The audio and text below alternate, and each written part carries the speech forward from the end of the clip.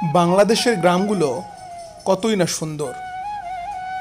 বাংলাদেশকে সঠিকভাবে জানতে এবং দেখতে হলে অবশ্যই আমাদের গ্রামগুলোকে দেখা দরকার। কি অপরূপ সৌন্দর্য আছে আমাদের এই গ্রামগুলোতে। বাংলাদেশের এরকম অসংখ্য সুন্দর গ্রাম আমরা ঘুরে দেখতে চাই, আর সেজন্য এবার আপনাদেরকে আমরা নিয়ে যেতে চাই নীলফামারীর এক অনন্য সুন্দর গ্রামে, যার নাম পুঠিহারি।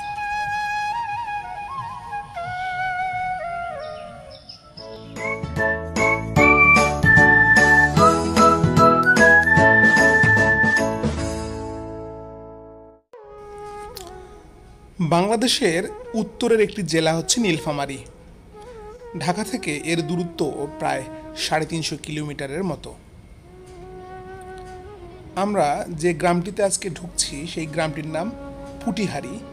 নীলফামারী সদরের মধ্যেই এই গ্রামটি। গ্রামে ঢুকতেই এর বাড়িগুলোকে দেখা যাচ্ছে,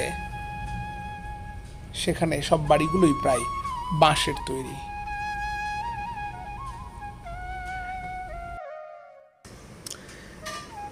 এই গ্রামটি একটি বন্যা কবলিত এলাকায়। বর্ষাকালে প্রায় সময় এই গ্রামটি পানিতে ডুবে থাকে। তবে গত কয়েক বছর থেকে এর কিছুটা উন্নতি হয়েছে, কারণ গ্রামের পশ্চিমে যে নদীটি আছে, এখন আমরা সেই নদীটি দেখতে যাব। মূলত সেই নদীর খনন কাজ করার পর গত বছর এই গ্রাম বন্যায় ডুবে যায়নি।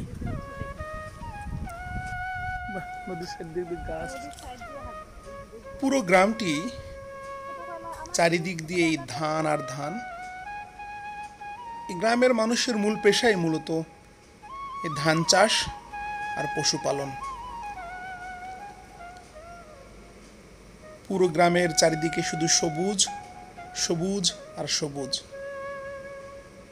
মাঝখানে সুন্দর ছোট একটি রাস্তা।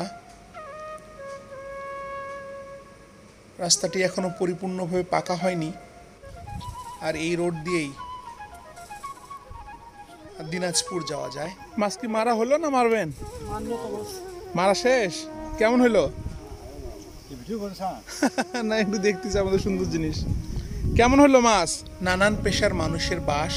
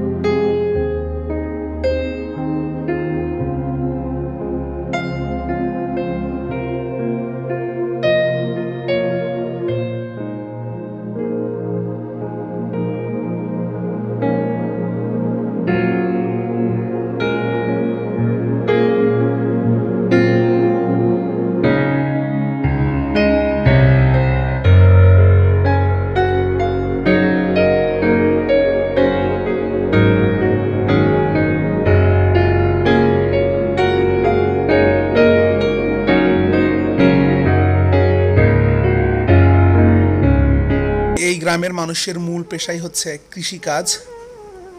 কেউ কেউ নদীতে মাছ ধরে।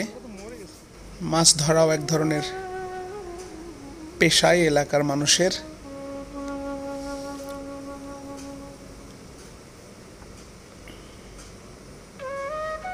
এই নদীতে ছোটবেলায় অনেকের অনেক স্মৃতি আছে। নদীতে ছোট হলেও বেশ নির্মল, সুন্দর।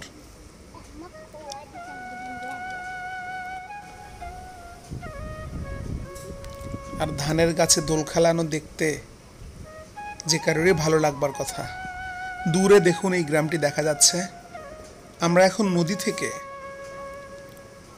পূর্ব দিকে যাচ্ছি গ্রামের। এই গ্রামের সবচেয়ে বড় সৌন্দর্য হচ্ছে এর প্রায় প্রত্যেকটি বাড়ি বাঁশের তৈরি। আর দূরে একটি রেল লাইন আছে, দেখুন রেল দেখা যাচ্ছে, ট্রেন চলে যাচ্ছে। আমরা দূরে থাকতেই আমরা কাছে গিয়ে পৌঁছাতে পারিনি। আর সহজ সুন্দর মানুষগুলো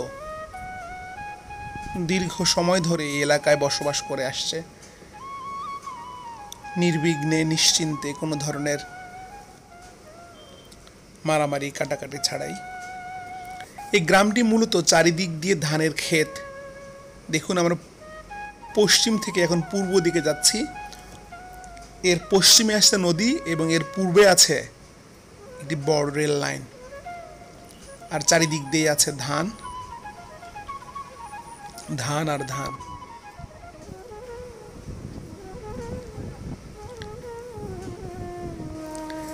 রেল লাইনটি মূলত এই গ্রামের সৌন্দর্যকে কয়েক গুণ বাড়িয়ে দিয়েছে।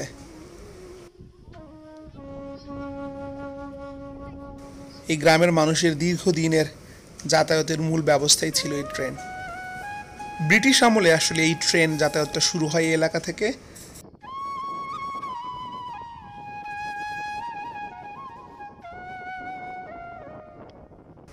ব্রিটিশরা যখন এই রেল লাইন তৈরি করে তা মূলত এই নীল এখান থেকে নিয়ে যাওয়ার জন্যই তৈরি করেছিল। আর তারই ধারাবাহিকতায় এখনও এই প্রত্যন্ত অঞ্চলের মানুষ রেলের এই সুবিধাটা পেয়ে থাকে। এবার একটু গ্রামের ভিতরের দিকে যাওয়া যাক। নির্মল সুন্দর পুকুর দিয়ে ভরা এই গ্রাম। অনেক কয়েকটি পুকুর পাওয়া যাবে। বাড়ির প্রায় প্রত্যেকটি আঙ্গিনায় আঙ্গিনায় পুকুর।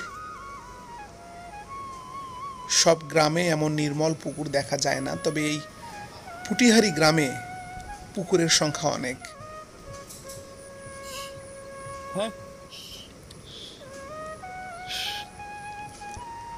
নীলফামারীর মূল শহর থেকে এই গ্রামটি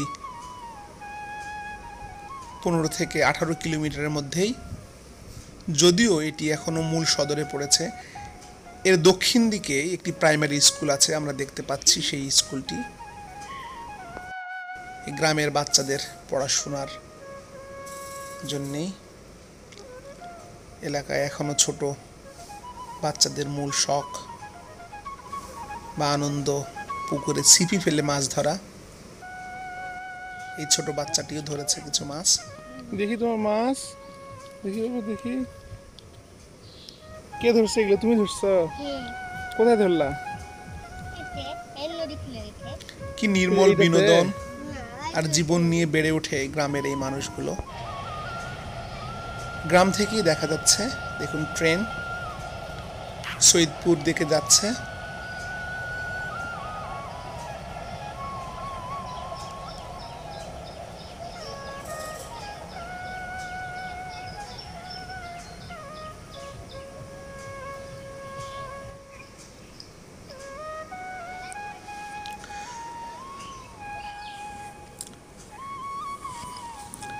হাজার বছরের বেশি সময় ধরে বাংলার গ্রামগুলো এরকমই নির্মল আনন্দ নিয়েই টিকে আছে।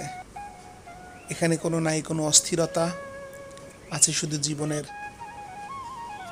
নিঃশ্বাস নেবার মতন অফুরন্ত সৌন্দর্য।